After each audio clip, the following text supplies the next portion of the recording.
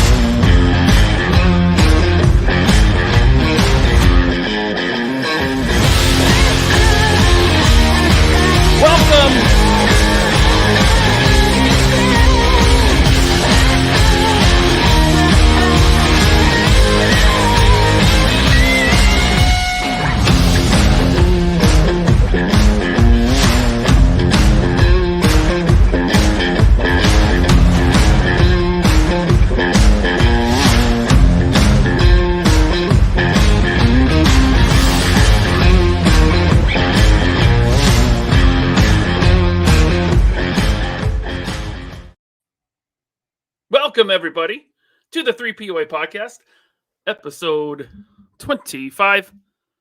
I am your host, Laserpants. I am joined, as always, by my good buddy, the man from down under, the desert rat himself, Tony Roberts. What's up, Tony? Hey, man.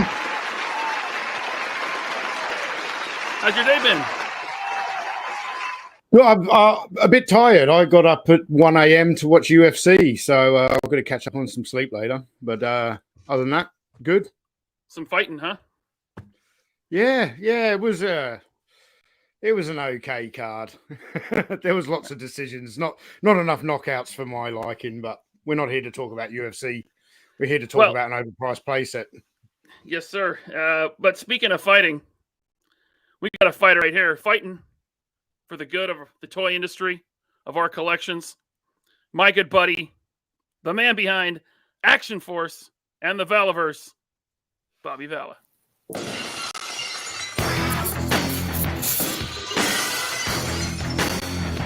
What's going on, Bobby? What's up, fellas? You don't want this fight. No. Hey, Tony, now you know what it's like to, for me, when I watch UFC. And I'm sitting there tired during the main event, and you're like, "Oh, it's 1 o'clock in the afternoon. I think I'm going to head to the pub and get myself a pint." I'm like, "You can go fuck off." What are you playing with there, man? Dude, my wife was like, "What did you buy?" And I'm like, because I told her, I said, Galactus is coming. I said, that box is going to be bigger than our kids. Dude, just got the notice for mine. Finally, nice. Like right before the show started. That's crazy because, dude, I literally ordered my Galactus with like minutes left in the campaign. So I'm like, I figured I'd be like the last person to get him. Hey, thanks, Hasbro. But yeah, she's like, she goes, yeah, there's multiple enormous boxes here. And I'm like, uh-oh, what did I buy? And I forgot I had bought all of the Avatar items from Big Bad, a few months ago, like when they first went up for pre-order. And I forgot that they were coming too. Now, the boxes that these things come in are giant, like the Banshee. Like, look at the size of this thing. It's massive. This thing's enormous. And the figures, like, they have big boxes. And I got to say, man, I know in the past, I've given shit to McFarlane, and I know a lot of people give shit to McFarlane. There are things that he still does in 2022 that I don't understand why he does, because it's just ancient. But dude, and I'm a sucker for Avatar shit. I'm definitely a mark for Avatar. But these figures are amazing. Granted, I see pins, and it's like the pin in the foot is black or the foot's blue.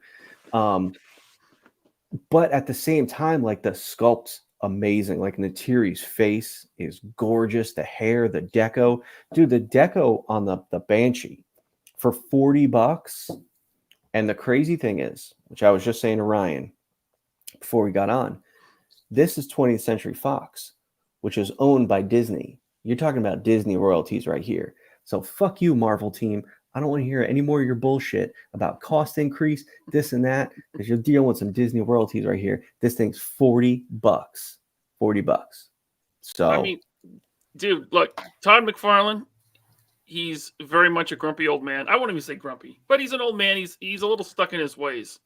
yeah. When it comes to articulation, the way he does the toys, but he's also stuck in his ways with the price because he's keeping his prices down. We heard in the Shart interview, he was just like, I'm going to be the last person to raise my prices. Mm-hmm. And it's like, yeah, he's also, a private company. So he doesn't have to answer to stockholders and this and that. But it's like, dude, good for him, man. I could definitely be more impressed. Like there's things he could have done differently. But for what you get for the price, dude, this Banshee's going on my list for top toys of 2022. Yeah, and the choices he makes are like weird choices, Mm-hmm. but I don't think they're like cost-saving choices, really. Like a lot of them, because the sculpts are really nice. They're detailed. He's got a lot of paint apps. The paint apps, for the most part, seem pretty clean. It's just some of the proportions things. I mean, you can make a $50 figure and it has weird proportions. It doesn't really work, right? Sure. So that's not really a cost thing. It's just old man Todd thing. But he keeps those prices down. So hats off to Todd Father.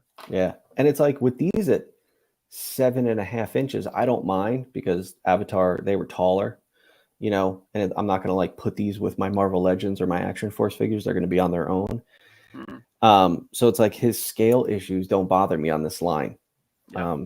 And it's like, I didn't see this coming. It's like out of nowhere. It was like, oh yeah, Tom McFarlane doing an Avatar line. Oh, and by the way, we're doing Banshees and amp suits.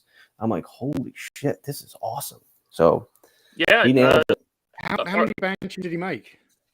2. There's one for Jake and one for Natiri. I got both of them. Natiri's is over there, which I'll grab so you can see the box.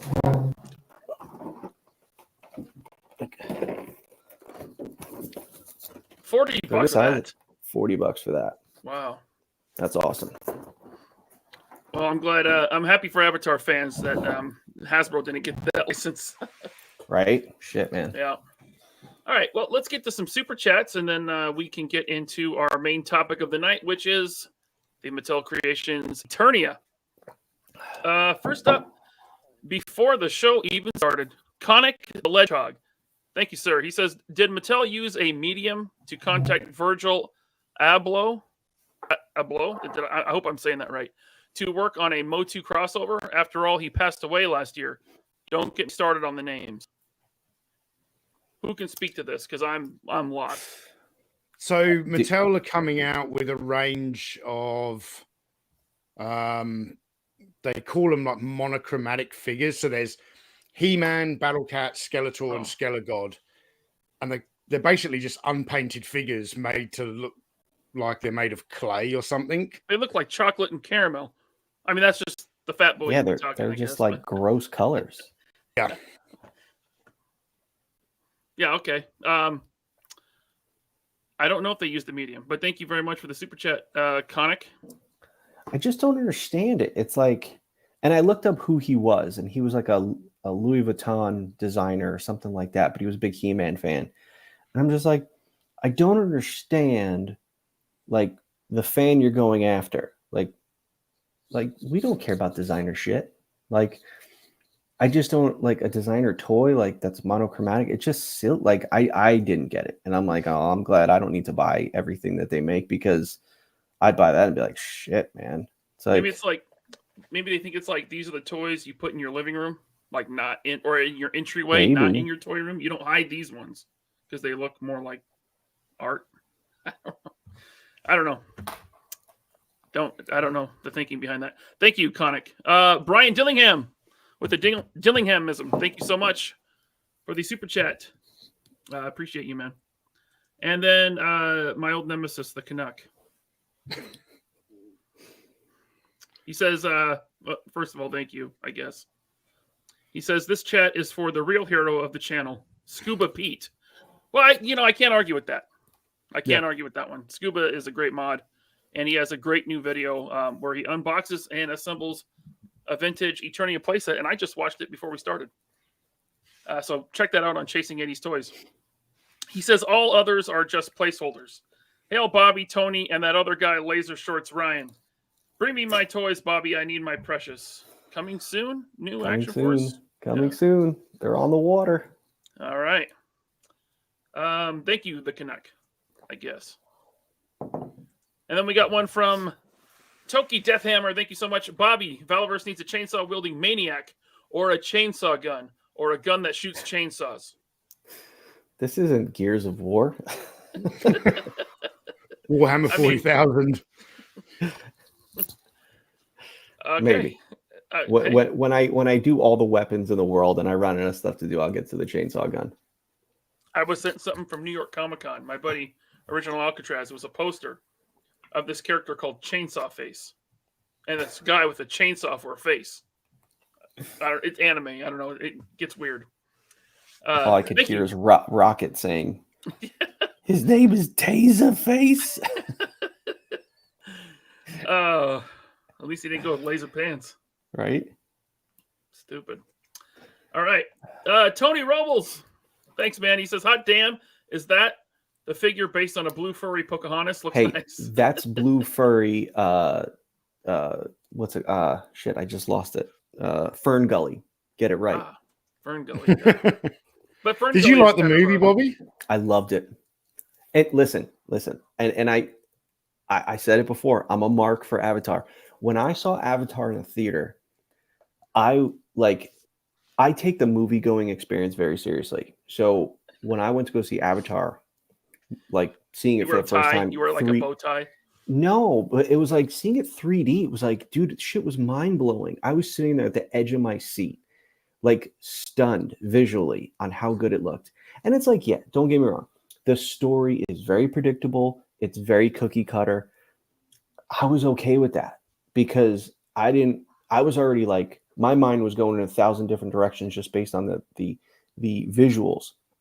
So I needed a more simplified story just to keep me focused on things. And I loved it, dude. I think I saw it 4 or 5 times in the theater, like within a couple days of each other. Like I just kept going. I love it, man. I think Avatar's great. It sucks we waited so long to get the next one, but dude, I'm all for it. I know you probably hated it. I didn't hate it. I thought it was just... Tony, the look on Tony's face, he definitely hated it. Yeah, he's grumpy old man, Tony. So I think I watched it at the cinema 4 times as well. Ooh, its initial impact on me has worn off over the years, but I was just kind of swept up in the visual experience when it first came out, and I was still working in Iraq then, but at the time it came out, I was on a month off in Thailand, so I was just going to watch it in 3D. I think I went 4 times in like 2 weeks. Nice. Sorry, go ahead, Ryan. Oh, sorry. I was going to share my quick story. We saw it in the theater. Me and my wife. My kid wasn't around yet. Actually, he was because I had just knocked her up. But we went and saw. So you didn't have to pay for him to get in. Yeah. I just knocked her up. Yeah, he didn't need 3D glasses that time. But then we went and re-saw it like a month ago. It came back out in theaters, and my wife really likes the movie. I think it's very vanilla. I could take it or leave it. But went and saw it again about a month ago, and I was sucked in. I enjoyed it. It was nice. It was just refreshing to have watch a movie in the theater and just not be pulled out of it because of, stuff. Reasons, yeah. Yeah, reasons. That's why, I'm psyched to see how the second one is. It's like, dude, you waited 10 years to make the second one. It's like, dude, the visuals have got to be mind-blowing. Like, fucking shit's going to be trippy as balls. All right, thank you, Tony. And I just want to show Rodimus Prime Rib, new subscriber. Welcome, man. Thank you. Welcome. Crash, thanks, man. He says, hey, Ryan. Hey, Bobby. What's up, Tony? What's up, Crash? Hey, Crash. Sup? Peep Show Menagerie. Okay. Thanks, man, for the super chat. Is it wrong that I'm more excited about a potential Valverse Charger being considered than the Hasbro one that's about to fail? I don't think that's wrong. Nope. Hey, man. That's funny. Whatever brings you joy. Peep Show Menagerie. Thanks, man. Austin Kaiser. Can Bobby tell us what Dwight did to piss him off? Well, He look, breathed. no one likes their boss. Well, You know, it's- my boss might be watching this. I don't like you. No, I'm kidding. You're fine. I mean, he's a backstabbing douchebag. Like, I caught him. Like, that's as simple as it is. I mean, he was talking. Now, here, he was my manager at the time. He was talking shit about me in a meeting where, like, my best friend was in the meeting, and she told me, and then I confronted him, and I never saw somebody like turtle up. His asshole must have puckered, like, when I brought that up to him. And he didn't even have the balls to admit it and be like, you know, all right, I'm sorry. I apologize. Won't happen again. He was, no, like, no, I didn't say anything. It's like, bro, my best fucking friend's in that meeting. You think that they're not going to tell me the truth? And she's like a goody two-shoes. She's not going to like lie about something to start trouble. So it was like, after that, I was like, you're just a piece of shit. And then it was like, when I got put onto, like, I was always on Marvel, but then when I got put onto Legends and he had to like give up some of the items, he had never given up items to anyone before. And he gave up like Legends items to me. And I could tell he tried to like give me items he thought were shit, but they were actually awesome items for me. And I was just doing better items than him.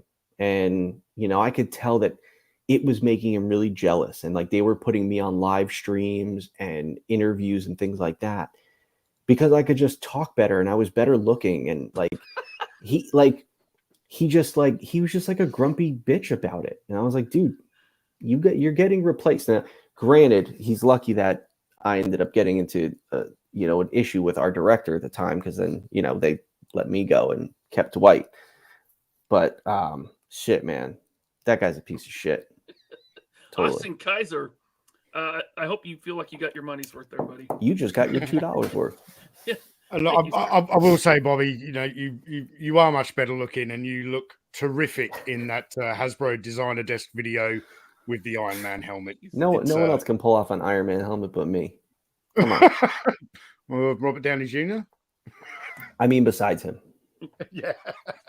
Little Plastic Man, thanks, man. He says, I recently purchased a 1/12 Vamp, fan made. It's good quality, and I really like it. Retro Blasting statement, fans are doing the best work, is true. I give my money to fans and get the vehicles I want. All right. Yeah. Cool, man. Check out the Honey Badger on Facebook. Yeah. Hit up Brian. He makes a pretty cool 1/12 scale Honey Badger vehicle. Thanks, Little Plastic You Man. see Mark II Designs has 3D printed a 1/12 ferret. His ferret looks awesome. Yeah, love it. It's really awesome. Cool. Yeah, I shared that yesterday, I think. Eric Alfred Abel, thank you so much. Opening my Deseret figure while chilling with the man himself. Cheers. Nice. Cheers. It's an experience opening one of these. You take your time, you have a beer, and just enjoy the process. Tony, have you gotten used to it, or is it still? Do you still look at it and you're like, wow, that's pretty awesome that I'm a figure? You know, there are times when I feel like I'm used to it. And then we were going to a friend's 40th birthday party last weekend. And, you know, Grace is always really well organized. She mentions it to me on Friday. We're like, oh, don't forget we're going to Sean's 40th birthday tomorrow. I'm like, oh, I didn't know he was 40 and I didn't know we were going to a party. I was like, what are we getting him? She said, well, he really wants a Desert Rat figure. So I was like, oh, easy deal. I'll take him a Desert Rat figure. So we turn up at this party and we were a little bit late getting there because Grace had worked. And we've turned up and there was probably about 40 people at this party, all out. He's got a really nice entertainment area out the back.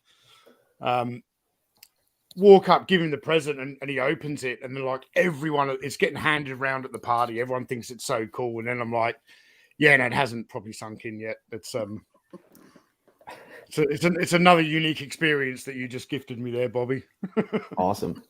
I wondered that because I was packing up some orders the other day, And I like it. I just thought about it. And oh, you know what? I found, remember when you were here and you were testing out your signature and you had taken a Desert Rat and you signed Desert Rat like 30 times on it just to test it out. I still have that one. So like I was like looking, I'm like, well, I'm not going to get rid of this. I'm going to keep this thing. Cool. Thank you, Eric. Alfred. You all good, Ryan? Yeah. Sorry, I was just deleting something from the chat.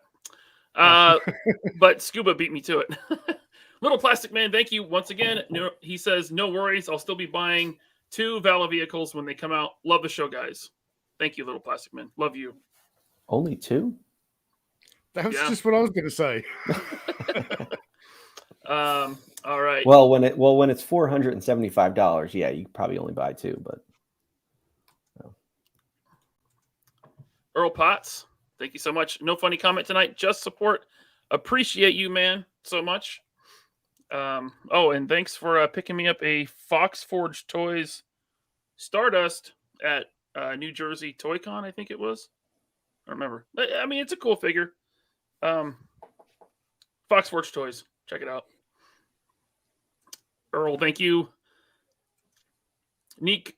Nikatronus. He says, did you guys know that if you can smell a fart, it's already in your mouth? I bet the Marvel Legend team knows.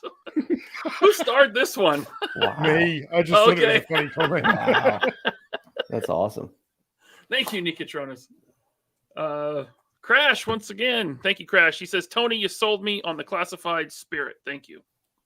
Yeah, it's a good figure. It is. Yep. Very good figure. Needs a better rifle. I have to get a rifle from the Valorverse weapons pack. All right. World Made of Cardboard. Thank you so much, man. What is your opinion of Hasbro's recent earnings statement? That's a long answer there. You guys go right ahead. Put it this way, they deserve it. That's all we should say. They deserve it. The people getting laid off don't, but Hasbro definitely deserves it. Yeah. So they're blaming the customers for becoming increasingly price sensitive. Do you think that's maybe caused by 3 price hikes in 12 months on all your favorite action figures? AKA your customers are becoming more aware? Yeah. Your customers are becoming just more educated. And they're seeing these $25 figures that have less than they used to when they were $20 or $17.99 or $9.99. They saw the ceiling. They said, how far can we push them? Let's keep pushing. Let's keep pushing. Let's keep pushing. And then eventually, you get to the edge and you're like, fuck you, I'm not falling off. Yeah. Yep. Thank you so much, A World Made of Cardboard. Rockaman Chris, thanks, man. He says, just curious, what does it take to get a license to make something into a toy? How do you go about getting a license like Captain Planet or Pirates of Darkwater? Find out who owns it. Find out who owns it and go contact them, And who in the heck owns Captain Planet? I wouldn't be the way toy companies are picking up nostalgia licenses. I wouldn't be surprised if somebody already has both of those. Hopefully it's not Super 7. Man, I was just going to say Captain Planet seems like a Super 7 thing. Maybe it's also a NECA thing. I could see NECA doing some Captain Planet. Or NECA, yeah. They might fight over it. But it could also be one of those licenses that, a company may not know that they own or just have no desire to license it out. Yeah. All right. Thank you, Rocket Man Chris. Brendan Haley, thank you so much. He says, still waiting for my first Desert Rat as the Aussie seller, waiting on stock. Can't wait to play with my own Tony. Are they showing up in Australia? Yeah, Brendan's a good friend of mine. Send me a private message, mate, and we'll chat afterwards. Your stuff is coming from the Aussie seller. Just not too sure what's going on. It's on his end. It's not Bobby's fault. All right. Thank you, Brendan. Hopefully you get one soon. Daniel Dorian, thank you so much. He says, just want to give Tony credit for that Toy Biz Batman retrospective. It was awesome. Ace, it was. Well done. I think I watched it 4 times. Do you know, when I was editing that video, I was so tempted to dedicate that video to you, Bobby. I don't know why I didn't in the end, but like the whole time I was making it, Thanks, I'm Dick. like, Bobby's gonna love this video. I just know what that movie means to you, you know, that Hey, time. So I'm just glad that my hand made a cameo, you know. yeah, I haven't said this publicly. So when you see the shot in there of the Batman role play toy set and it's being held by someone, that's actually an item that Bobby picked up and he shared the photo in the group chat. So when I was looking, because I don't have that set, so I was looking online for an image of it and I was like, I remember. And I had to go back through like 2,000 messages to try and find that photo. You know that meme of Leonardo DiCaprio from Once Upon a Time in Hollywood where he's sitting there and he goes like this, like he's pointing at the TV? That's exactly what I did when I was watching the video. I was like, oh hey, that's me. Like all excited like a little kid. Thank you, Daniel. Austin Kaiser. Thank you so much. Will Bobby follow the McFarlane business model and start picking up interesting licenses? I am desperate for some good 112 Game of Thrones figures. Well, if you saw one of my posts this week, it did give a tease that something was being worked on. Contracts being finalized now. Right on. And it's major. Can't wait to hear more. Game-changing major. Awesome. That's not a hint, by the way. You heard it. The Major Pain action figure line. That's right. All right. Thank you, Austin. And Sal Vader. Thanks, man. He says this day shift shit is for the birds. I'll have to catch the replay. Love you guys. Well, that's what I say publicly anyway. Thanks, Sal. Appreciate it, man. Yeah. Get through your workday, man. Have a good one. All right. And we just got another one, but I am going to put super chats on hold just for a little bit because we got to get into our topic. We're almost 30 minutes into this show. Ooh. Because our fans are so good, man. That's such great fans. Yeah. Mattel Creations. They're taking a page out of the HasLab playbook. Now, they've done Kickstarters before. They did one last year with the wrestling ring, the 1980s era. Yep, WWF wrestling ring. They used to have. Was that successful? It was. I got it.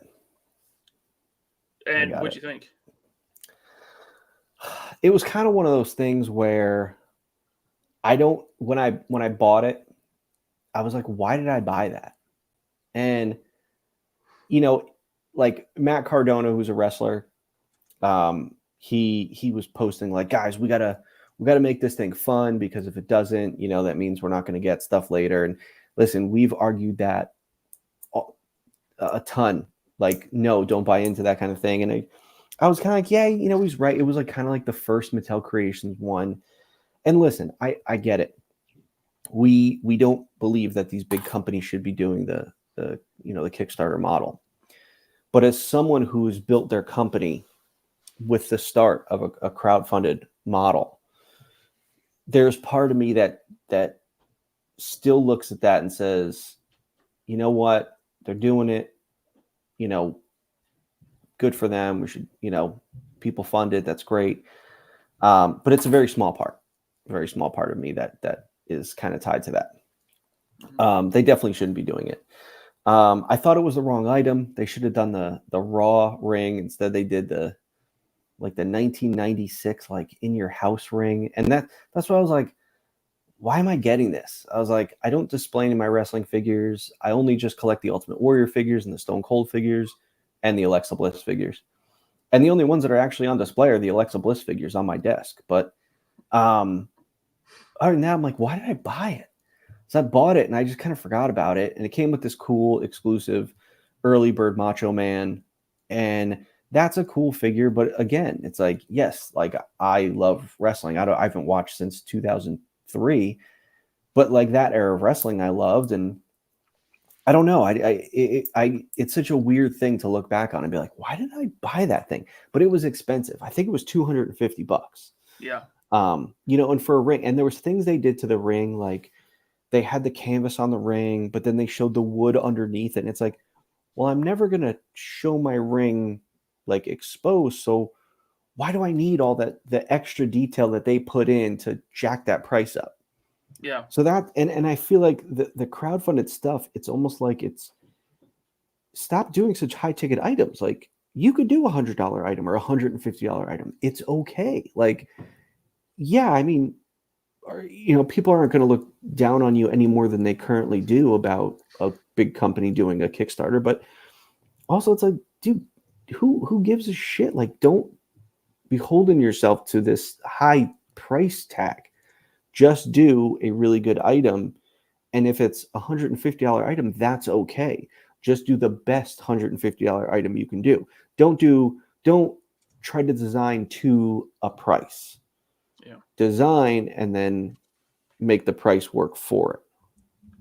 Now, the ring, it came with a couple of elite figures, right? It Or did. the ultimate. It came with figures. Ultimate. It came with Diesel and it came with Doink. Two wrestlers I could give two shits about.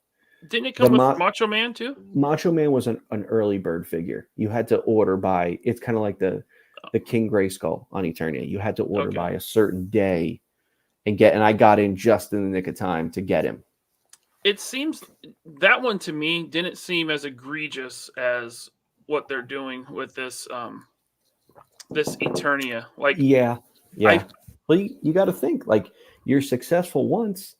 It's kind of like, ooh, we can go to that well again. Let's try to up the ante a bit. You get a little greedy, a little ballsy. It's like I get it. It's wrong, but I get it. For sure. So I pulled up this old page out of a Sears catalog. I believe this is Sears.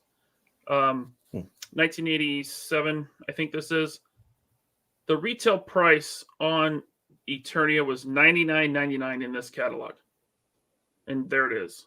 Now you don't get all that stuff. There's other figures and vehicles there, but it is a massive playset. Yeah, it's huge. It's one of the biggest outside of like the flag, right? Yeah. So I know Michael did this, but I went and did I Googled an inflation calculator, and I'm not saying this is a scientific study or anything, not by a long shot. But I just input the numbers: 1986, $99.99. What is that in 2022?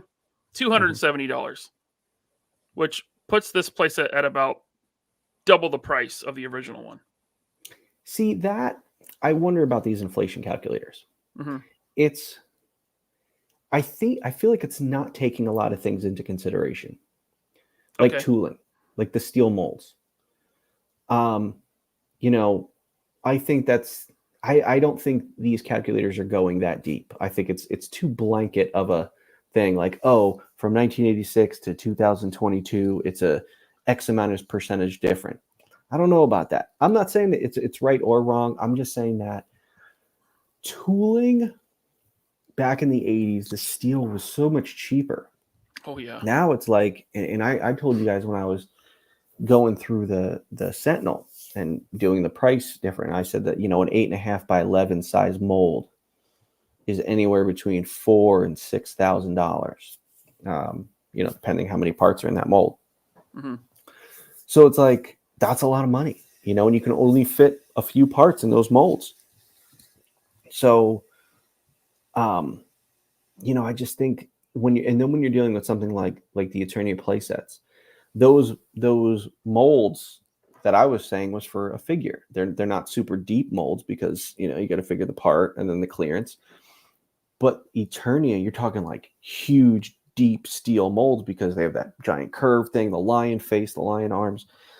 I just think that, and I'm not saying that the $500 price tag is accurate. I don't believe it is, but I just think that the inflation calculators aren't taking in those kind of things into consideration. Yeah, I think it's just like retail dollars. Is all it's like. Yeah. And by the way, it's not an exact science. It's Yep. It's some sort of estimate. I just wanted to put that out there. I'm not saying that this Eternia should cost $270 by any means, but let's see here. The vintage one. Now, I was talking about Scuba Pete earlier. He just got one, and he unboxed it. It looked like mint complete. on his channel, Chasing Eddie's Toys. And so I wanted to check out what the vintage playset goes for now, a complete one. Can't imagine. This is what people are listing it for, right? There's this dude up here who has it for $7,500. You know, there's this guy that's got $4,500, $3,000. Seems more realistic to me. But then the actual sold prices are about $2,000. This one $1,200. This one was missing. This one, oh, I'm not even showing it on the screen. I should probably show it. So yeah, so this is what I could see. This is what I could find complete sets listed for on eBay with the box. Okay. Yeah, just like crazy prices, right? Yeah.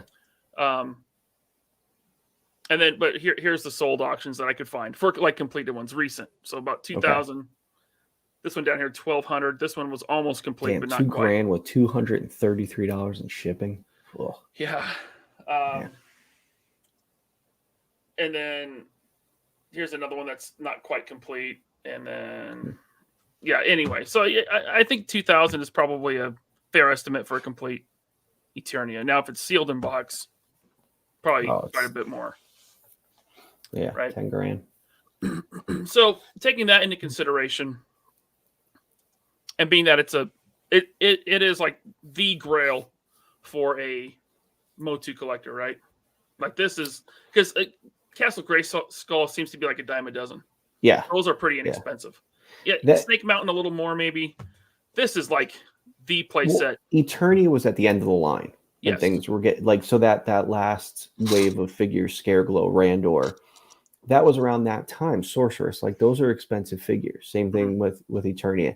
And I bet you that Eternia was probably in production when the line was still hot. Like He-Man was going high and then crashed like really quickly. So I think that they were in production on Eternia when the line was still good. And then all of a sudden retailers were like, oh, you want me to take this $100 item? Like, and I bet you the MOQ wasn't high on Eternia. Yeah, very rare. So, you know, like, you know, everyone had that rich friend who had like the flag and Defiant. It's like, I never have seen Eternia in person. I never did as a kid. I didn't have, my rich friends didn't have it. So it's like me being a big He-Man fan, I wasn't really like into Eternia because it's like, you know, me and my brothers, we had, Castle Grayskull, a friend had Snake Mountain, my brother had the Fright Zone. So it was like, that was it for me. Snake Mountain and Castle Grayskull. What did I need Eternia for? To me, it's like, Eternia was like, wait, what's this second hero playset? No, Castle Grayskull was like it, man. That's all you needed.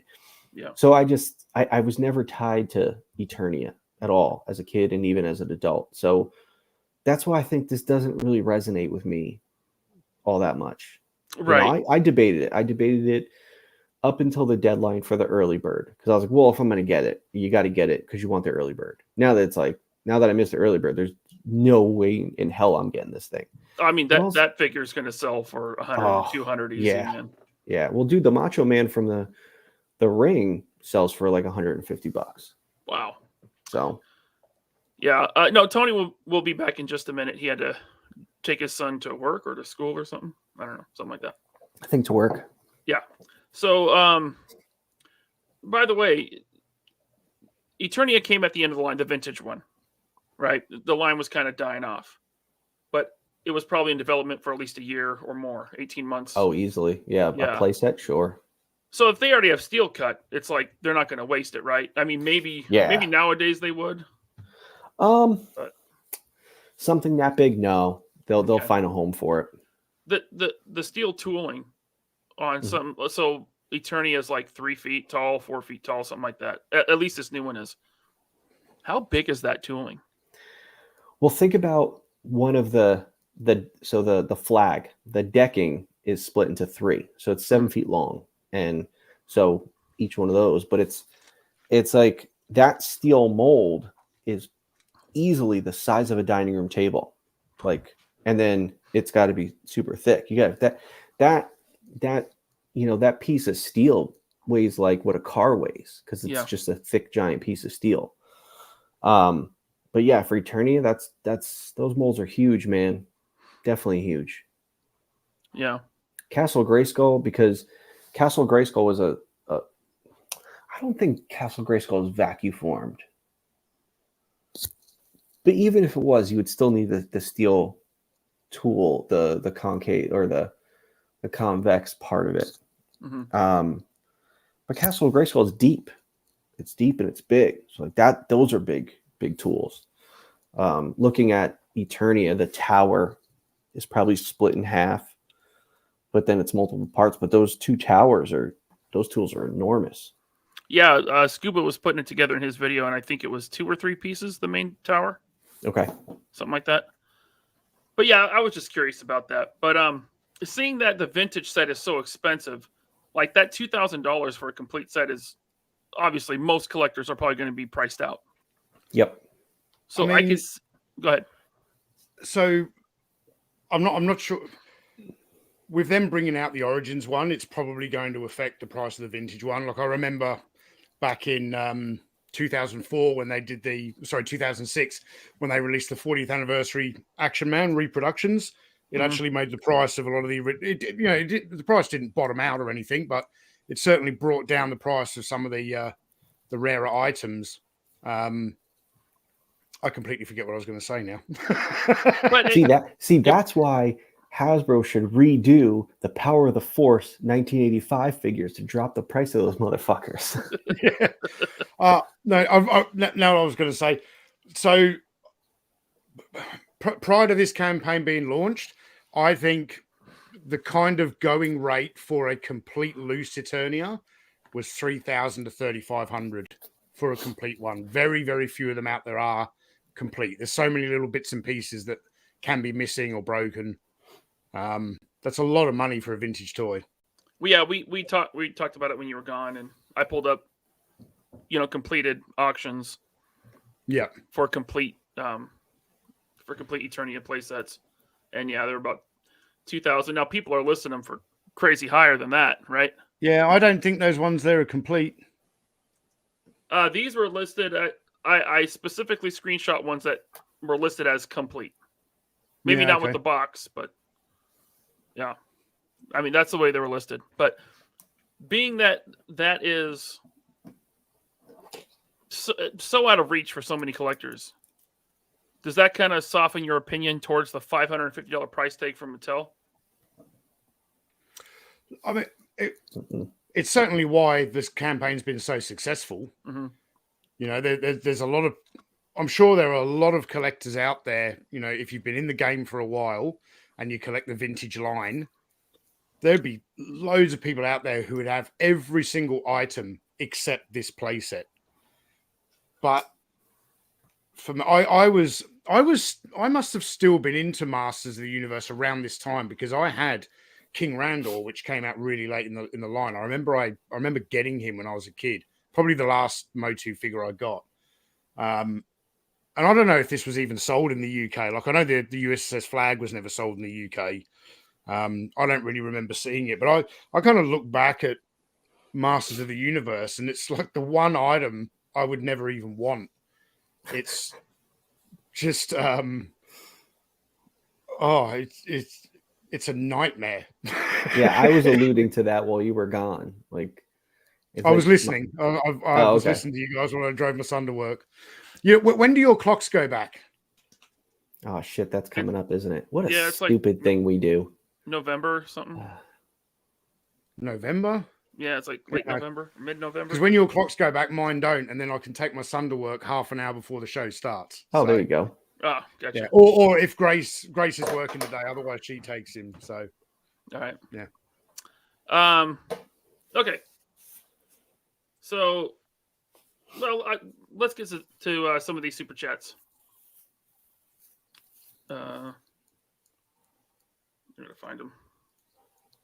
Rocketman Chris, thank you very much. He says, Ted Turner owns Captain Planet. I reached out, and they said they have zero interest in allowing anyone to use it. Wow.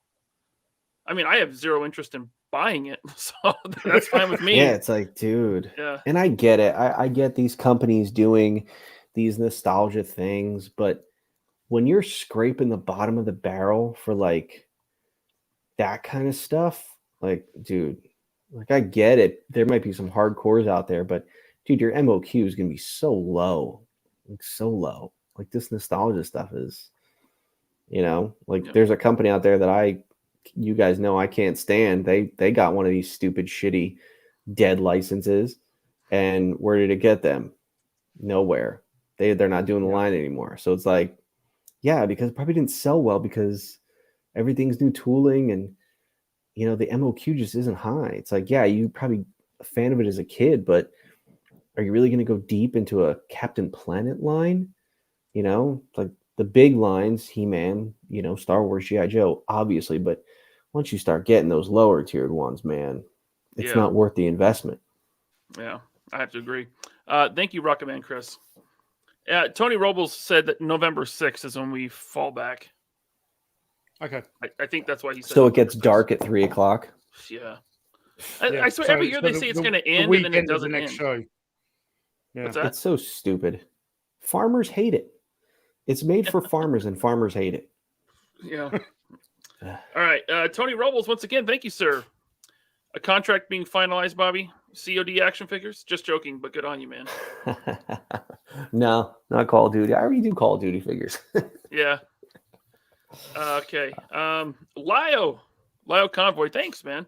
He says, who do I have to remove from being an obstacle for Bobby to get the Thundercats license? Brian Flynn. Yeah. It's too tainted now.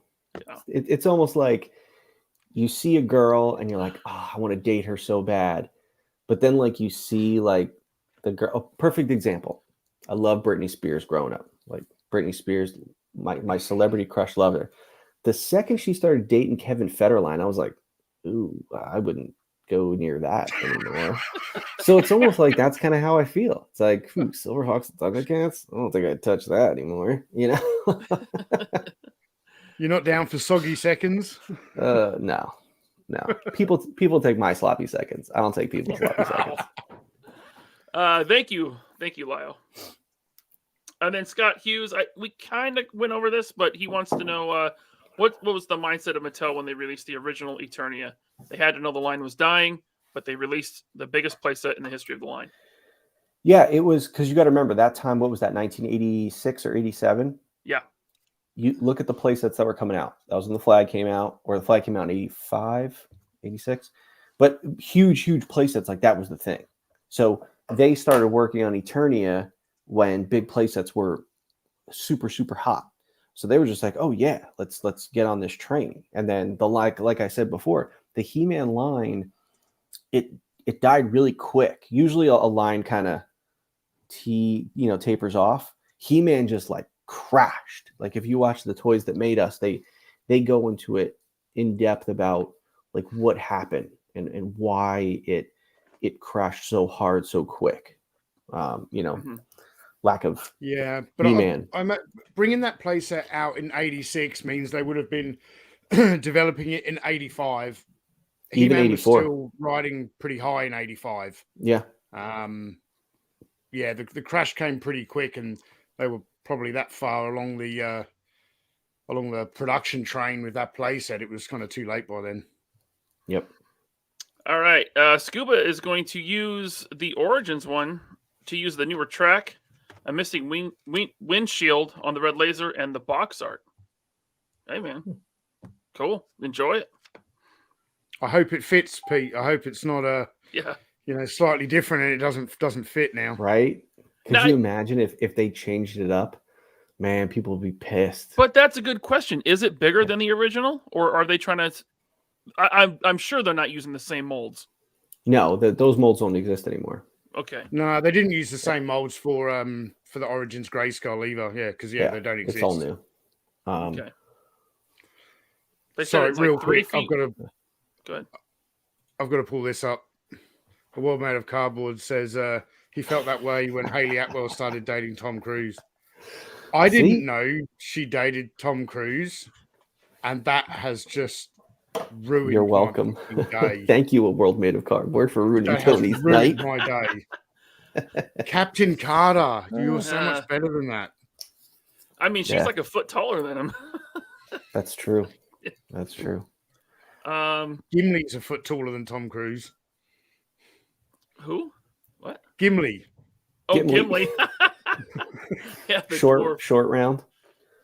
Sure. World made of cardboard. Thank you so much. He says, make Eternia out of cardboard.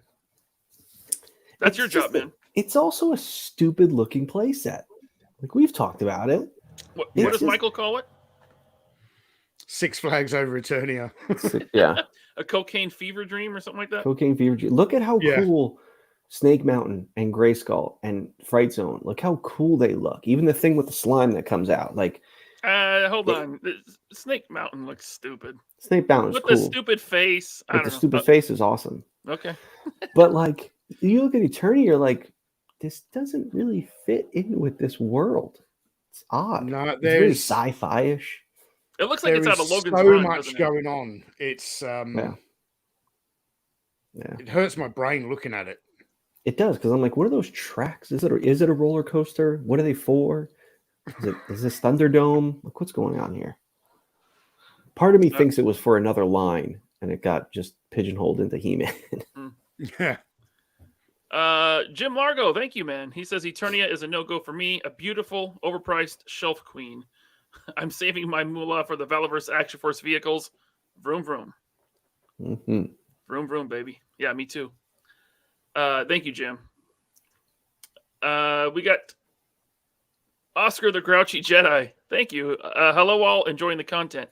Thank you. No, thank you. Bobby, really impressed by the figures so far. Looking forward to the soon-to-be-delivered new stuff. Oh, nice. Yeah. Listen, we got a lot coming. Like, I was looking at our schedule and what we have coming between the special deployment series, the females, and then the secret items that are coming at the beginning of December that I haven't even teased yet. Well, maybe I teased a little bit, but no one has any idea what those items are. They're just coming. There's no pre-order, no nothing. We're just putting them up for sale. So yeah, a lot of shit coming. And then I have the items that are coming in early 2023, which is going to be a continuation of Series 3. So more female items, female gear packs, female troopers, female weapons packs, just more female characters. And then, trying to round out the schedule for Series 4 and 5, the vehicles, the new license brand that we're going to be doing. So it's going to be intense. Busy. And you said vehicles? Well, I mean, the goal is to definitely do more than one. Right. We're going to start with the tank. It won't be called the tank, but that's the one we're starting with. And if you guys love it, if the price is right, then yeah, there's going to be other vehicles for sure. Look what I showed. They just unveiled their Vengeance. Dude, man, part of me is like, ooh, if they had the Vengeance out, like if that was already unveiled before I announced the partnership and started working on the tank design, I might have gone with the Vengeance first. It's just really cool looking. But listen, what we have in store is going to be pretty sick. Right on. You do know, Bobby, if you put the vehicle out in olive drab, desert tan, and black, I'm going to have to buy one of each color. Yeah, I think we might be doing that. No, don't hurt my wallet. I want to give HasLab $350 for a little car. I'm going to have to add on to my house. I already have a lot of vehicles. I don't know if you knew that, but I have a lot of vehicles. In fact, I don't know if you guys knew this, but I have a Bratz car right here. I invented this Bratz car. I don't know if you've ever watched anything on the internet ever, but this Bratz car right here, Bratz for life. Smoke is coming out of Ryan Ting's ears right now. Robert Diaz, thank you so much for the super chat. He says, I want to thank Ryan for the heads up posting of the Joyen Toys chopper video from Articulated Ninja. Mine is waiting on stickers from Etsy. Oh, you mean this Joyen Toys helicopter? This one right here? Yes. Very cheaply made toy, but it fits 6-inch figures very nicely, and it was $25. So yeah, I'm happy to have this. I'm going to paint this thing all black, and I'm going to hang it behind me up above the details where my Action Force collection is. Yes, you're very welcome, Robert Diaz. Appreciate you, and thanks for the super chat. And then John Papa Sergio, my man. Thank you so much. He says the new one is much bigger than the original. There we go. That answered my question because I didn't know if it was actually bigger. Cool. See, that's a bad move because it's like if you're making something like that, there are a lot of fans out there that are probably like, shit, man, I can get that instead of spending, $500 on, the parts that I need for mine that's halfway complete. Like I can get one and, supplement that. But if you didn't make it the same size, that's a bad move. But then again, I wonder about the Grayskull. Like the Grayskull might be bigger too. So, I think I don't actually have the Origins one. I've got a vintage Castle Grayskull here. I think it's like sort of same height, same width, but it's a little bit deeper. So when you open it up, the floors are a bit deeper. So gotcha. All right, cool. We're all caught up. Are we caught up? Look at that. We're all caught up. All right. Well, so there's a few things about this Eternia playset that obviously I put out a video this morning, and I was really trying to plug this show at the end of that. I was telling people to subscribe to the 3 POA and everything, even though I don't like Ryan much anymore. But not true. I know you. Not true. I love Ryan. There's a few, there's a few other things I didn't really go into. So this crowdfund, it has an early bird. And it's got 2 unlock tiers, right? Mm-hmm. Am I correct in saying? So I think the first time HasLab did the early bird was only the campaign prior to this one, which was the Hiss tank. So if it funded by within the first week, it unlocked the early bird, but it unlocked it for everyone. What Mattel have done slightly different is with this one. It's okay. They've unlocked the early bird, but they've only unlocked it for the people who backed it during that period. That's what I was saying earlier.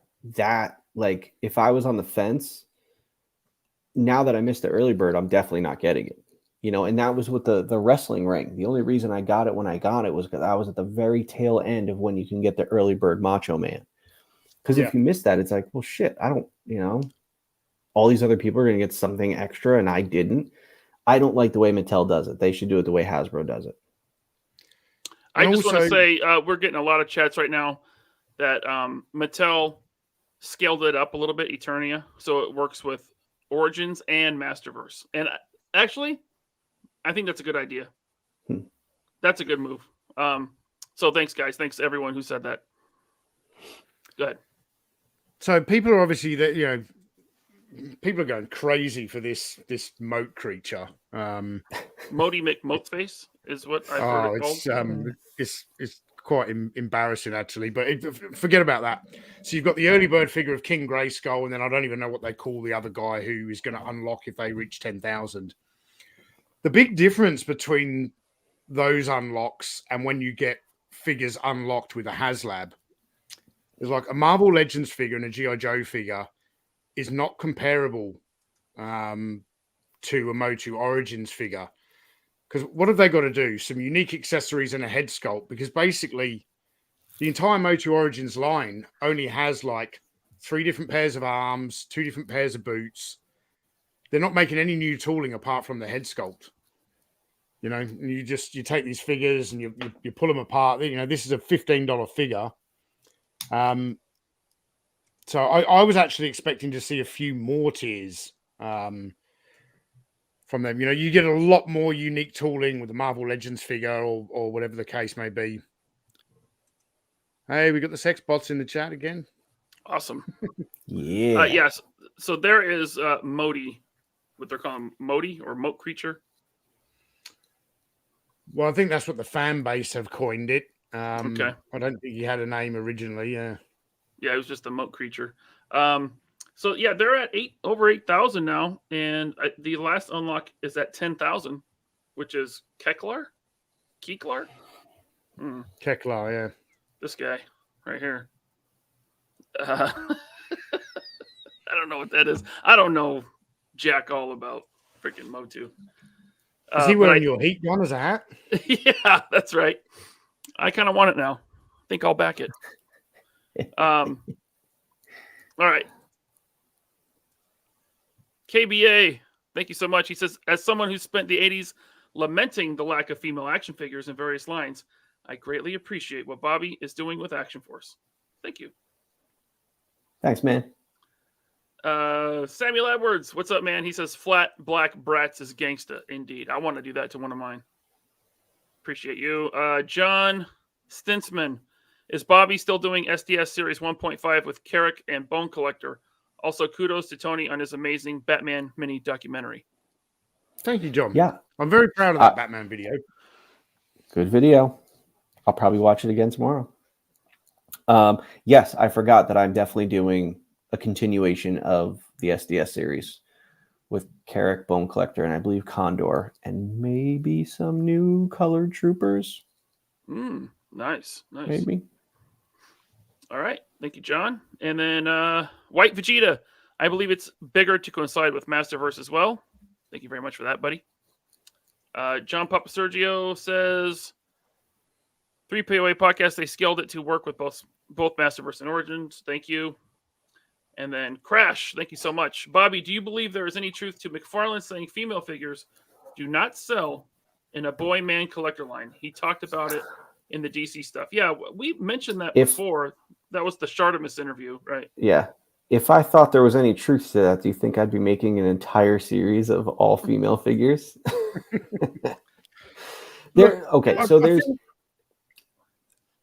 There's you go first. Do I go first? You go first. I'm gonna go first.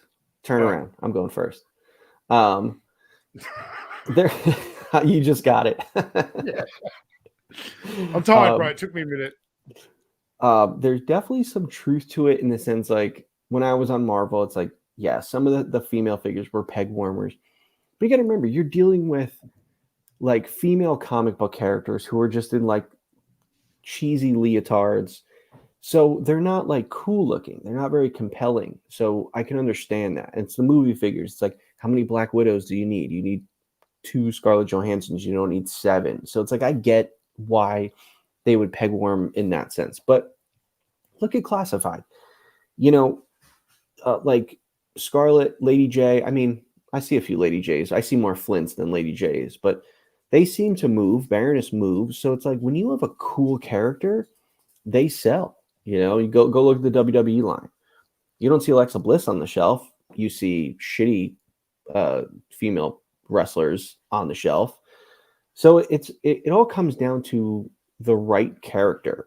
And I made sure that the characters that I created were really, really cool, compelling characters, so that you wouldn't run into that issue where figures weren't selling. You never design a line from scratch with the plan for a figure to not sell. You always kind of look at a line and say, oh, I wonder who's going to be the top seller. But you never think like, oh, well, this one, when I was on Legends, we definitely thought like, oh, this figure's definitely going to be a peg warmer. But you're dealing with already designed characters. Designing my own characters, no, I don't try to plan for that. So you have to make really cool female characters. Same thing with the males, though. You got to make really cool male characters. Like, as long as your character is cool.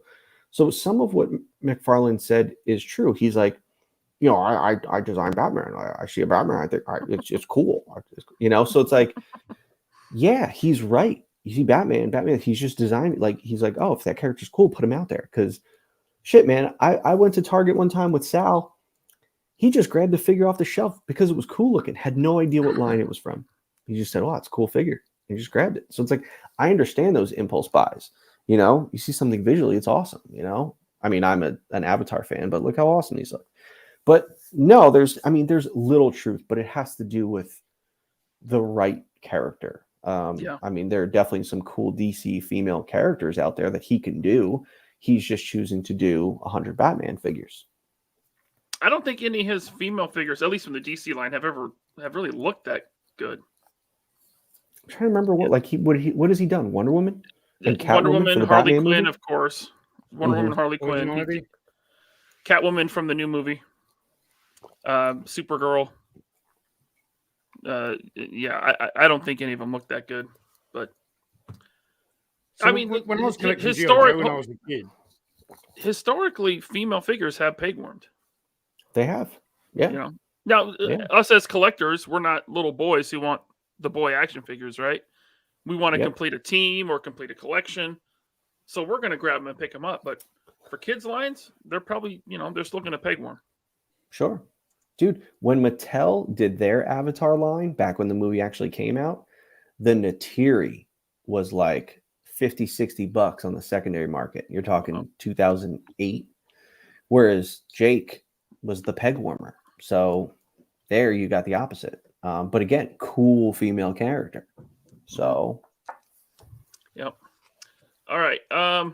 Thank you, Crash. Eclipse Freak 7. Listening on my lunch break from work and enjoying you fine gentlemen talking toys. And now I'm late. Thanks, guys. Lol.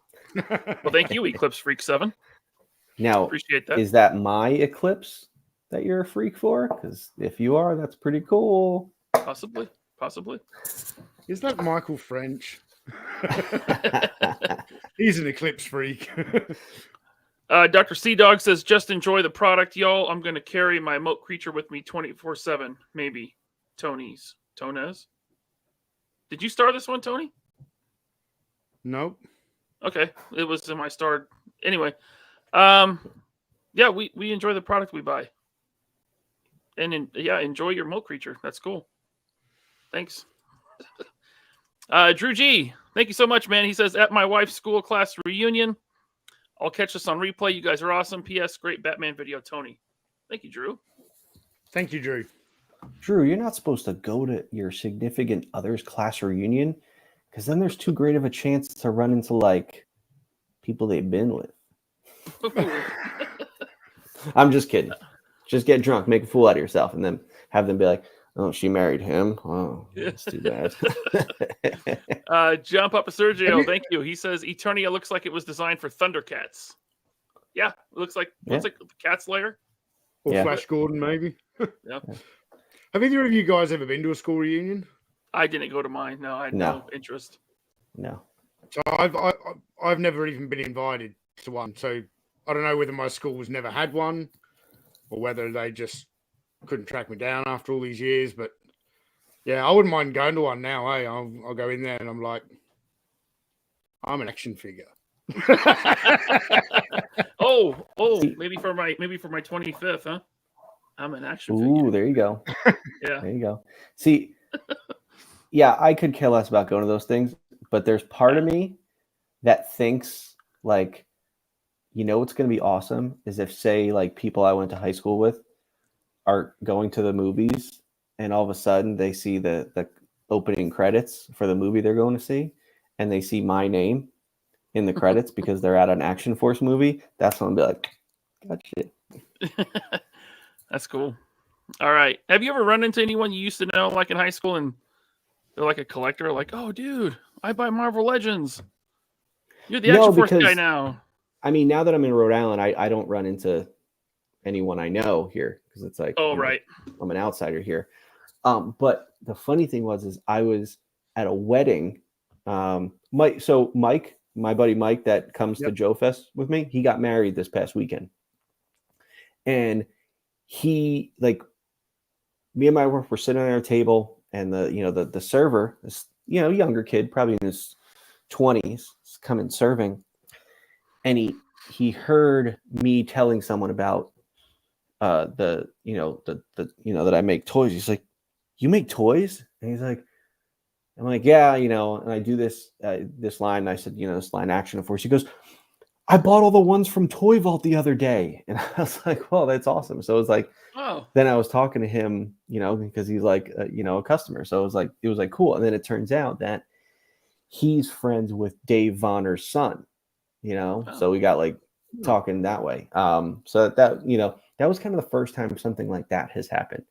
I don't ever expect to be recognized like out somewhere. I mean, every now and then when I go to Target and I'm in the toy aisle, I wonder if like I'd run into someone, but I just don't think I'm that recognizable that people would be like, holy shit, is that Bobby Val? I'd be like, what?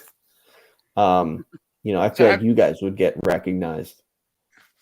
Outside of like when I go to a toy show, for a number of years now, I expect to be recognized when I go to a toy show. That's just the way it is.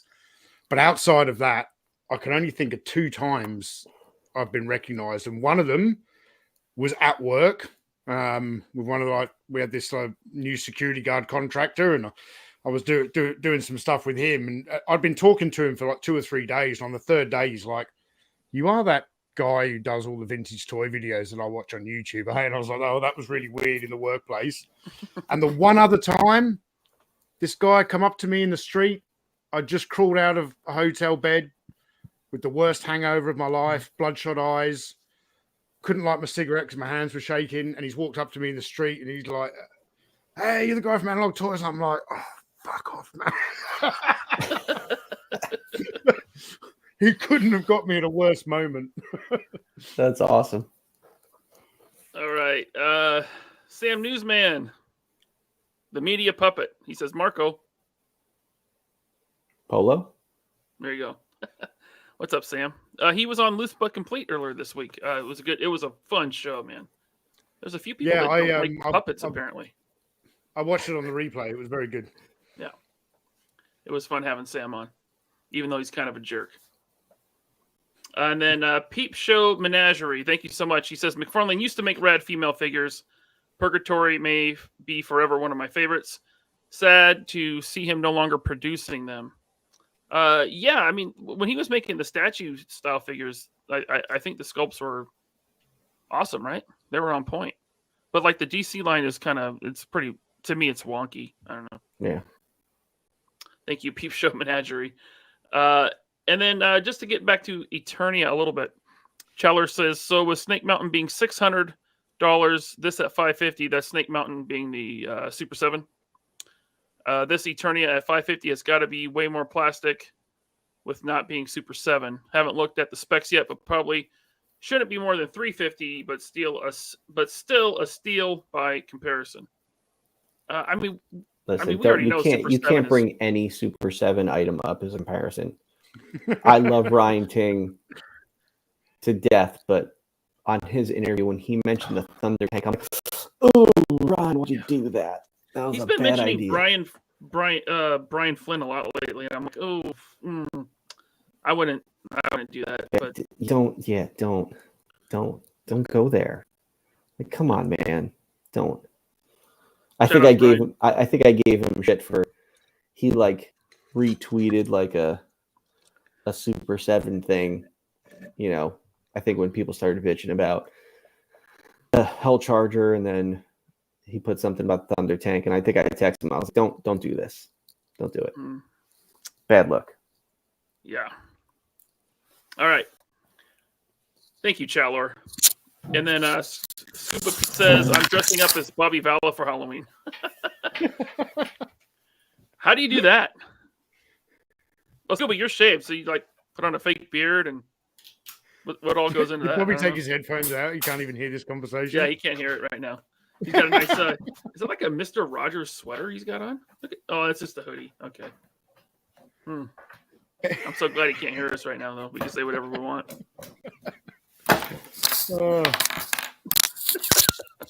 Making all that damn noise. Sorry. Scuba Pete's going to dress up like you for Halloween. Ooh, he's going to be a better looking Bobby Vala than Bobby Vala actually is. All right. Any more thoughts on the Eternia playset? I mean, personally, I don't collect it, but I feel like 550 is like at least 150 too much. It's definitely overpriced. Yeah. But it's also impressive looking. So I think that the reason why this is funding and the Hell Charger isn't, you look at Eternia and it's big, it's massive, so you don't feel as raped. But you look at the Charger and you're just like, come on now. Come on. You almost feel like when Michael Douglas in Falling Down walks into the burger joint. He opens up his burger and he's like, does this look like that picture? Is it like, come on. So that's why I think Eternia is faring better. But I also, this is the first Mattel, well, I don't want to say that because they did, the Grizzlor, but this is like the first real Mattel Creations, like big ticket He-Man item. Whereas Marvel, we've had a couple, and then you have this. So you have a bunch to compare it to.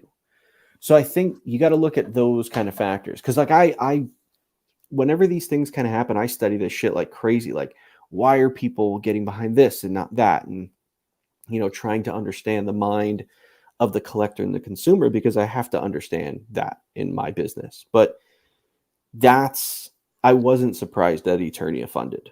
I was like, yeah, like I'm a betting man. I definitely would have put money that it would have funded, just because, He-Man fans are getting something awesome right now in the Origins line. So I think that people are really getting behind it. Whereas Marvel, there's been so much Marvel Legends stuff. People don't have the room. I think people are exhausted from it.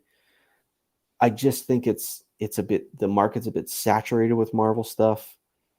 Just to put it in perspective for maybe a lot of people watching that don't collect Legends, it's been at least 120 figures a year for like the past 6 or 7 years. That's crazy, man. That's crazy. Yeah. Dude, look at Talker Art's room when you watch his videos. Like, Legends is killing people. So He-Man fans are like, sure, man, give us a $500 playset. I'll take it. And then on the horizon, you have Snake Mountain coming. So it's like, oh shit, and they've said Snake Mountain's going to be sold at retail. So it should be. There is a lot more Masters of the Universe fans out there than there are fans of Robbie Reyes. It's not like they're bringing out a big playset based on, the castle for some obscure character. It's the big toy line from the. So while I think both the Hell Charger and Eternia are overpriced, I do think that the Hell Charger is like way more overpriced in comparison. I don't think the margin is quite as bad. And obviously, I think a bigger fan base. It's a little bit easier to swallow with Eternia than I think this is ridiculously overpriced. Well, there's definitely more MOTU. The last. Hey? Go ahead. No, go ahead. Sorry. Well, the last comment I really was going to make about Eternia is, where does Mattel Creations crowdfunding for that franchise go from here? You've come out with the big wow. You've announced Snake Mountain, and you've announced it's going to be at retail, I think, fall of 2023, so about 12 months away. What do you do next? How do you do another Master of the Universe Origins big crowdfund like that? You've got it in. Well, if they go into New Adventures He-Man, they could do that rocket ship Eternia, I suppose, but there won't be as many fans of that as there are, the original He-Man. So they could do. I mean, I know the Four Horsemen did it, but you can end up doing like Titus and that other green Megator, Goblin, Megator, yeah. You could do those, but again, the Four Horsemen did them for the Matty Collector line. And those are very obscure. I don't know, because it's like you could do the Fright Zone, but that's a retail item, But what's the big ticket item? Maybe there just isn't one. Maybe it's just you just reserve these kind of things for the one-offs. And I think that's where the Hasbro model is wrong. You don't need to keep doing a Marvel one every year.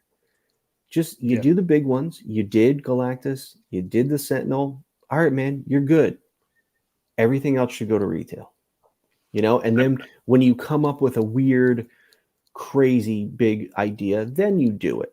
But don't just do it just to do one every year. I think that's where it's saturating the market. You don't need this many. Especially when, there's a lot of crossover with the other lines. People that collect Legends are probably collecting Black Series or Power Rangers. So that, they're getting stretched really thin. They haven't done a Power Rangers one yet. I won't be surprised when they do. But yeah, I mean, maybe with this Eternia being the last big hurrah of Origins, like what else big playset, big vehicle is there to do as a Mattel Creations thing? How much longer does the line go? I mean, isn't it almost complete? Really? They still have a good amount of stuff that they haven't hit yet. But I mean, they'll be finished within another year and a half. at this pace. So, Okay. I was actually surprised that when the whole Keldor 2-pack thing happened and people couldn't find it, and then all of a sudden every Target had 100 of them, I thought that was the beginning of the end. Like, I thought that was when the line was going to die, but they just kept going, and they kept going strong. When I stopped getting my MOTU Origins from retail, I buy them all from Big Bad because Big Bad has them, and I could buy the whole wave. Whereas I haven't bought a MOTU Origins item at retail since one of the early waves, just because it's never around and it's easier just to buy from retailers.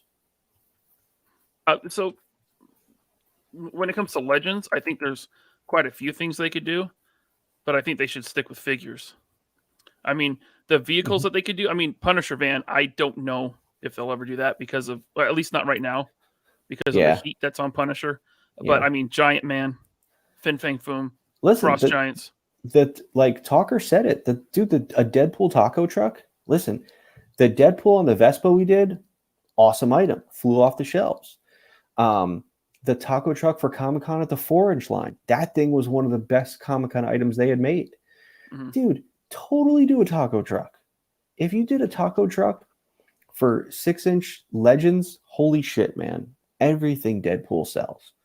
So I don't know why they didn't do that.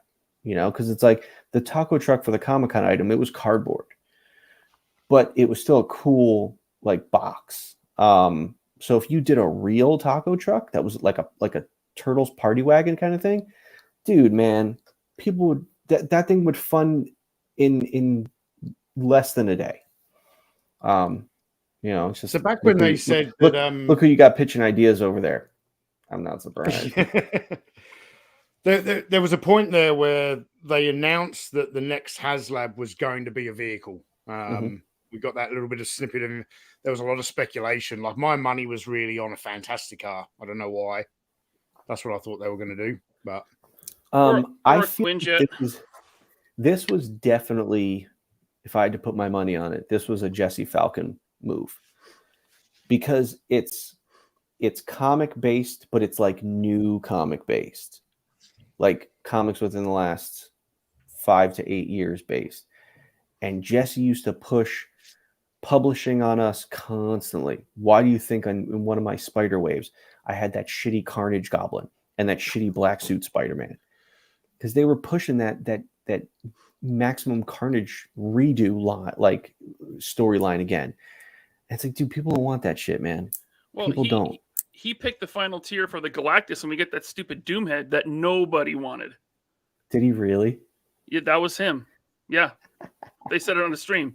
Like, Jesse Falcon picked this one, and he's like, Doomhead, and everyone's like, yeah. How about Airwalker or another Herald? All I have to say is Titus. Bro, crickets. Crickets in a room with 600 people. You could hear a fucking pin drop. And you could tell he was like, "Look, guys, Titus." It's like, I'm sitting there like kicking Dwight under the table, like, told you. Yeah. John Papa Sergio says, people forget about the NECA Turtle Van at $250, and it has more parts and plastic than the Engine of Vengeance. You're talking about the NECA one, right? I'm pretty sure the NECA one was, $250. And yeah, that thing was gorgeous, and it had a ton. But hey, Ryan mentioned the Turtle Van. So I think he was trying to mention the Super 7. He mentioned the Super 7 Turtle Van and the Super 7 Thunder Tank. No. No. Yeah, that was rough. I mean, the interviewer, Boog, he asked good questions, but the corporate answers. Flustered. Yeah, the corporate answers. They were getting real flustered. Yeah, for sure. Thank you, John. I think between us, Articulated, and Talker, I think we could have. If that was a baseball card, we could have signed that shit. if that interview was a collector's card, we could have signed it. All right. James Salzberg, thank you. He says we're rolling back prices to 1955. Thank you, James. John Papa Sergio says they could do a Masterverse Castle Grayskull. Okay. I mean, that's kind of the classic scale, right? Masterverse. So there's one out there, but Masterverse isn't Origins, and I suppose that was kind of my. There's a lot of other stuff they can go and do, but what can they do for Origins? Right. Wait, Masterverse was the Matty Collector stuff, right? No, Masterverse is what they're doing now, the 7-inch ones. Oh, gotcha. Where they're kind of like covering every version of He-Man. Okay. It's just like Got it. It's like their legends. They'll pull from every version of Masters. Yeah. You know, like how there's like, about 5 different G.I. Joe lines at the moment between Super 7, 7-inch cartoon, reaction, classified, 3 3/4 retro. Yeah. Yeah, but there's only one that sells. Yeah, classified. Yeah. Jim Largo, thank you so much once again, buddy. He says, I think MCU Phase Boar is helping to put a coffin nail in Marvel Legends. After all the classic comic figures are upgraded, what's left? Dude, I am with you on that one because these movie waves since Black Widow have sat, and it's only gotten worse. Like maybe the Thor wave was slightly better than Eternals, but man, Eternals was a real low spot. I've said it. It's like I love the MCU, but it was like, dude, after Endgame, bro, you tied a bow on it. I'm good. Yeah. I don't need to know what happens after, and I don't need to know what happened in between. I didn't need Black Widow. I certainly didn't need Eternals. I didn't need Shang-Chi. I'm good. I don't watch any of the shows. I tried watching Loki, and I'm like, what the fuck is this? I'm not wasting any more of my time. It's just like, dude, I got closure. And it's very rare that you get closure in a series. Mm-hmm. So it was like, I got it, man. You gave it to me perfectly. I'm done, and I'm kind of bored. Black Widow could have been a great movie if it came out like 4 years earlier and it had a good script. Right. Because that movie sucked, man. That movie sucked. The movie was bad. Thank you, Jim. But yeah, I mean, Marvel Legends really started to take off when the MCU did. They're kind of parallel, right? Like Toy Biz was cool, right? Toy Biz kind of went away. Hasbro got the license. Legends sucked for a couple of years. Legends went away for 1 or 2 years, and when it came back, the MCU, what was it, around Winter Soldier? When they came back? So I'm trying to think. So that Thor, that Comic-Con Thor that was in the Hammer box, that was 2013, I believe, 2013 or 2014, because you had, it might have been before that, because it might have been 2012, because you had we'll get to that. You had the Walmart Avengers movie line, which wasn't Legends, but we all know that it was kind of Legends. But then, you didn't get like official Legends movie stuff until I think it was like Winter Soldier or Guardians, because Guardians was 2013 or 2014. 2014. So Winter Soldier was before that, right? It was before Guardians? Same year. I think Guardians was later that year. Okay. So that's when 2014 was when Marvel Legends and the MCU was really at its, that's when it just took off. Yeah. That's when we started getting over 100 figures a year. Yep. For Legends, and then 2015 with that Juggernaut wave, that was that's one of the best waves to this day. Yeah, and that because 2015 was when we started to discuss branching out Legends, and that's when I was working on the role play stuff, the 1-to-1 role play stuff, and the 12-inch figures, because all that stuff came out in 2016. Yep. The greed was in their eyes then. Hey man, they had a good run, but it seems like it's on the downward trend now. Yeah. But there's been a lot of talk in the chat about this leaked picture of the Blob. We knew he was coming. They teased him so hard. It looks like it might be a lot of reuse, maybe with some new arms. Maybe I can't tell. Bobby. Yeah, I don't know it well enough. Are you talking about from the old Toy Biz one? No. The first Blob was Hasbro. Oh, it was. Yeah. I don't know. I think it might be all new sculpt. Actually, it looks very similar. Not as bubbly and warty as the old one. I don't believe that Rectangular leaked this one. Didn't he? Someone might have beat him to it. Well, if this comes out this year, Mm-hmm. Then, Oh, he predicted it previously. Yeah, his list the last list he put out was 2023.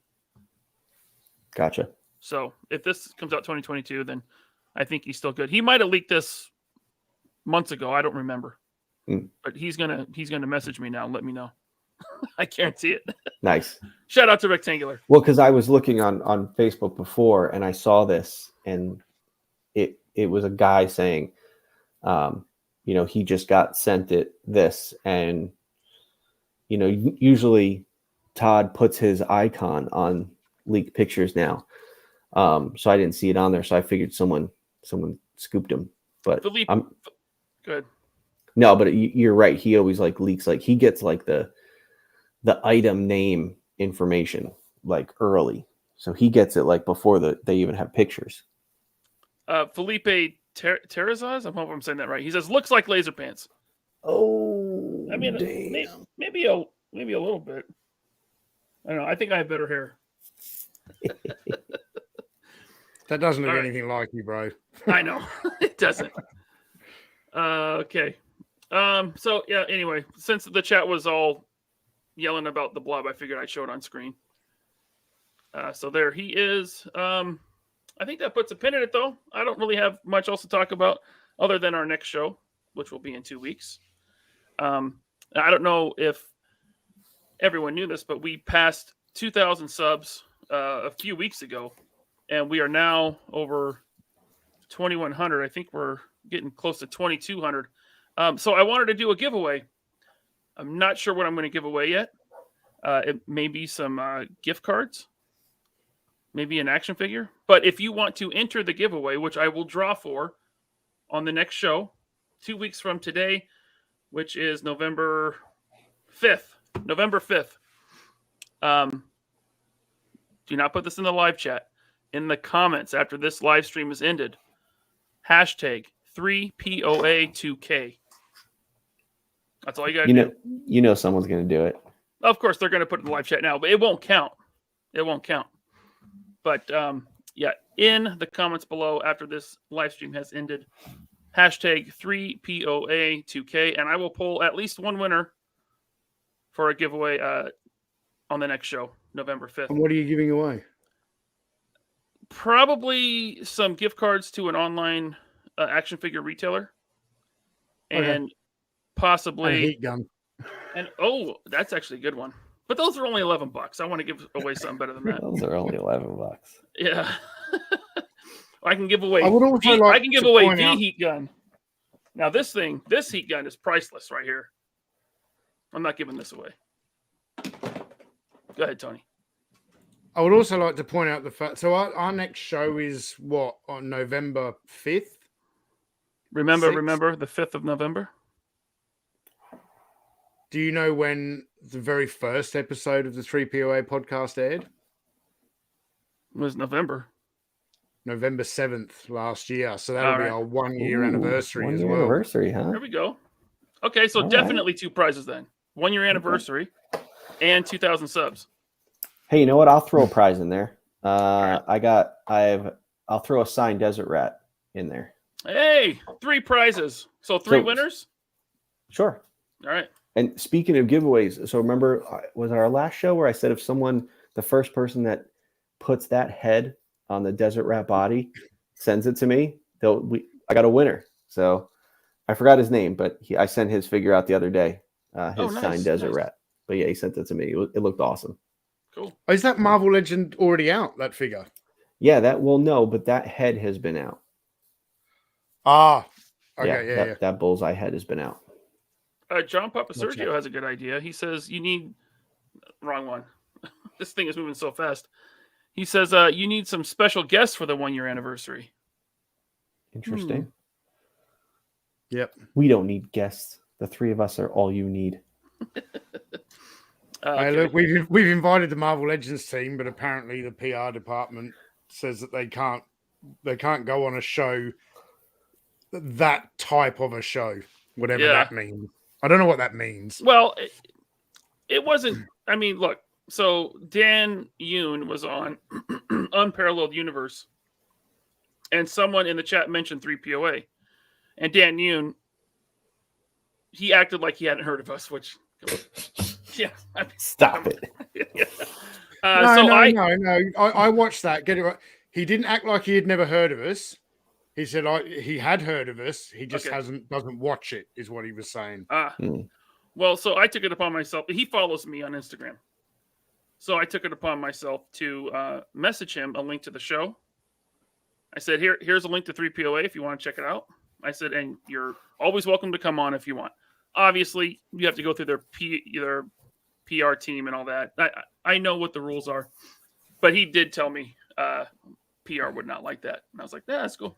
Whatever. Yeah, we're probably blacklisted. You know what, though? Listen, I bet you if we invited them on for this show, I bet you they would have come because you see they are in desperation mode. They got everyone posting. Even Dwight, who's like, there's no idea how to work social media, is on there posting.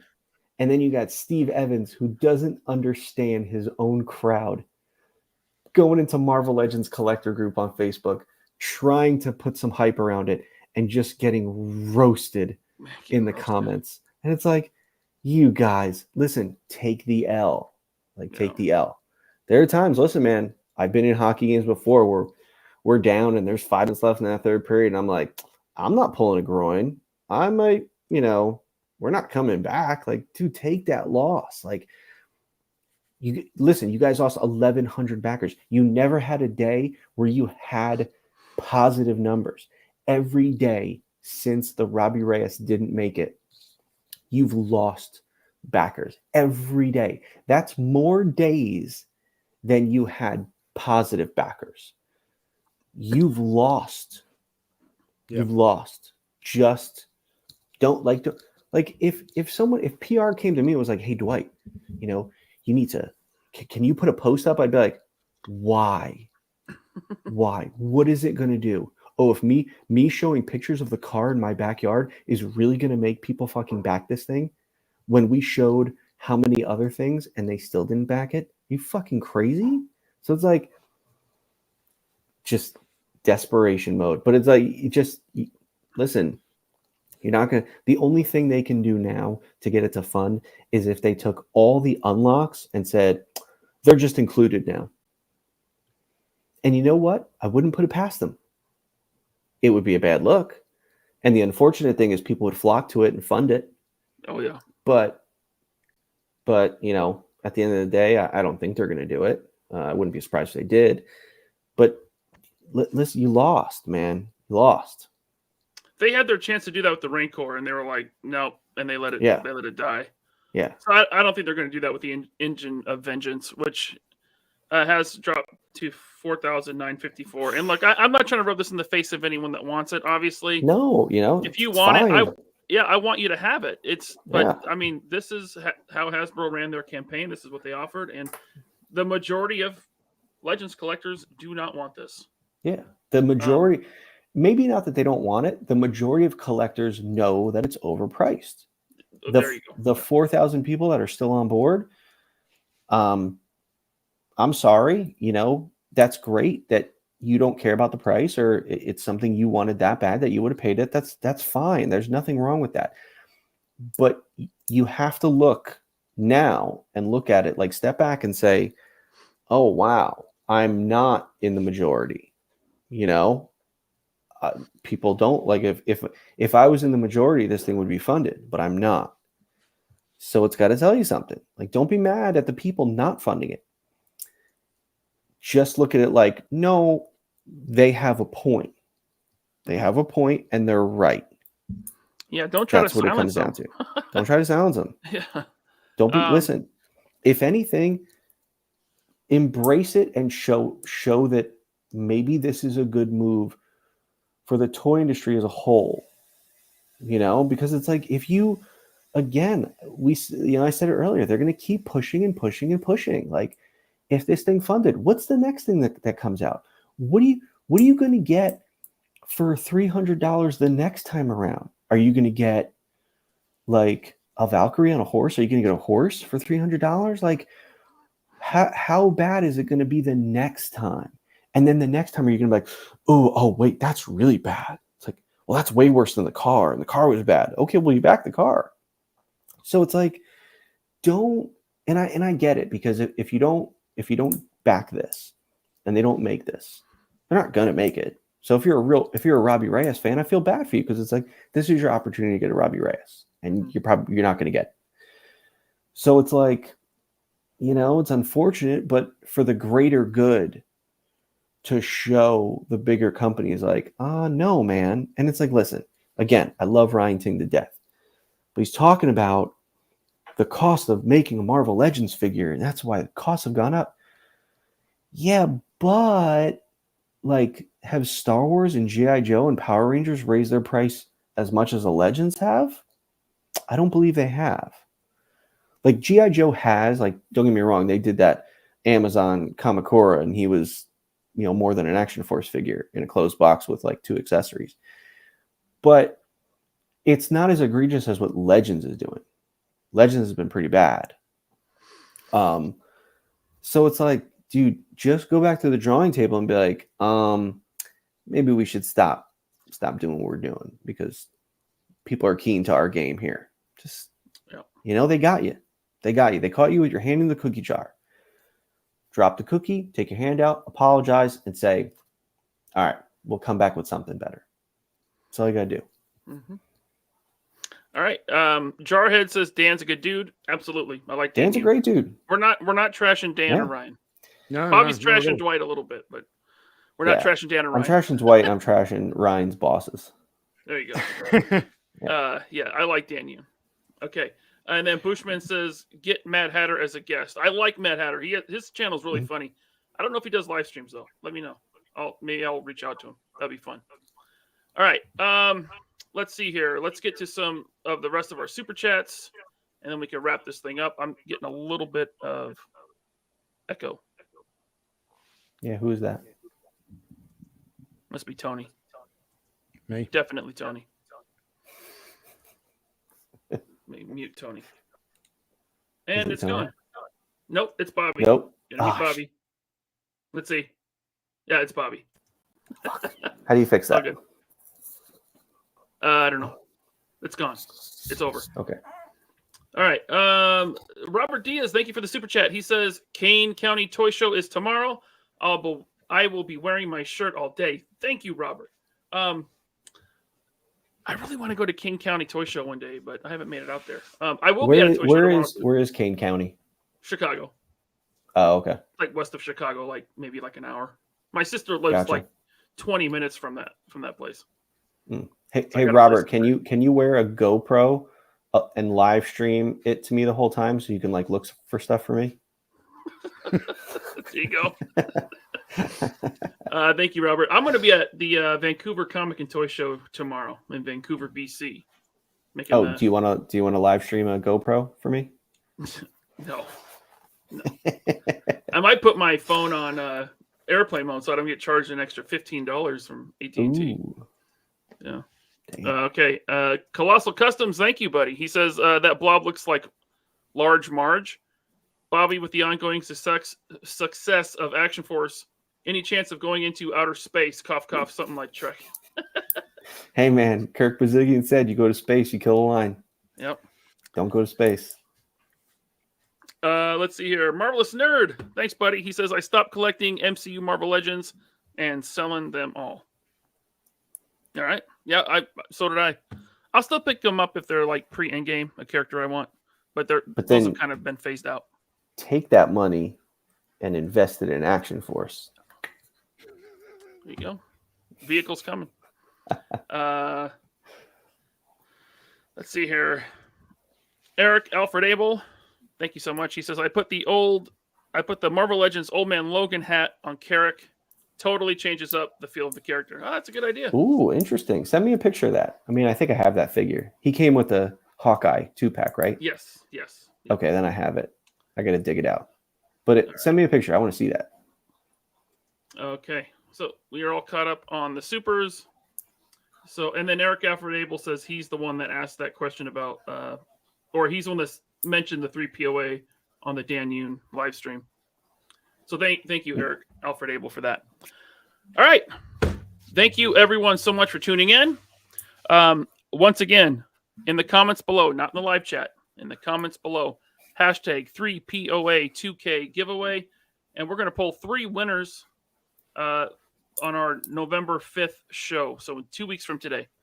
So be sure to do that. Just hashtag 3POA2K. In fact, I'm going to put it in the live chat so y'all can see it. And there it is. Just like that. Oh, and we got another super chat.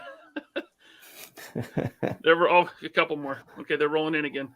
Obi-Wan Chigones, thank you so much. Just because y'all are great. Love the Eternia video. Tony, need that Action Force vehicle. Bobby. Thank you. Much appreciated. Working on it. Thanks, Obi-Wan. And then Marvelous Nerd, once again, he says, I'll think about it, Bobby. Thank you. My man. And then Ramen Toy is in the live chat saying hashtag 3POA2K. Thank you, Ramen Toy. But put that in the comments below after the live stream ends. I mean, you can put it in the live chat too. It just won't count. So, speaking of ending the live stream, that's all I got. I like how everyone's like people are trolling the comments now and just putting it in the live stream. Of course they are. Like, yeah, here's a super chat from Roll I love our I fans. appreciate you, man. He says 3POA2K. He super chatted it. I love it. I hope Roll Keeper wins now. He actually super chatted. That's awesome. All right. Thank you, guys. We'll see you in 2 weeks. Later. All right.